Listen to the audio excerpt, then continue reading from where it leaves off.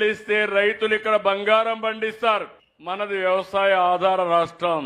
సాగు బాగుండాలంటే నీళ్లుండాలి. అందుకే సాగునీటి ప్రాజెక్టులకు ఎక్కువ ప్రాధాన్యత ఇచ్చాం. 14, 19 68,000 కోట్ల రూపాయలు ఆధునిక దేవాలయాలకి సాగునీరు జలాశయాలు ఖర్చు పెట్టిన పార్టీ తెలుగుదేశం పార్టీ.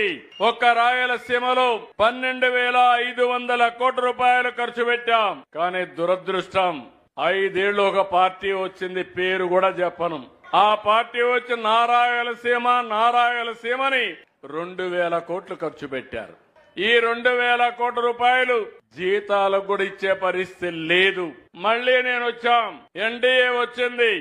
ఈ సంవత్సరం ఒకే ఒక ప్రాజెక్టు హంద్రీ నీవా 3,850 కోట్ల రూపాయలు ఖర్చు పెట్టి 4 టీఎంసీ నీళ్లు తీసుకుపోయే విధంగా కార్యాచరణ ప్రణాళిక తయారు చేసింది ఎన్డీఏ ప్రభుత్వం.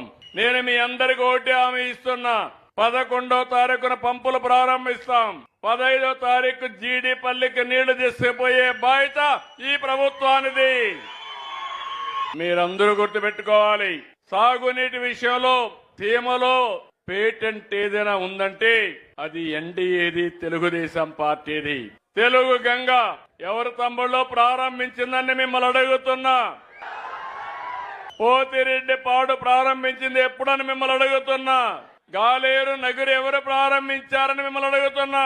హంద్రీ నీవా ఎప్పుడు వచ్చిందని మిమ్మల్ని అడుగుతున్నా.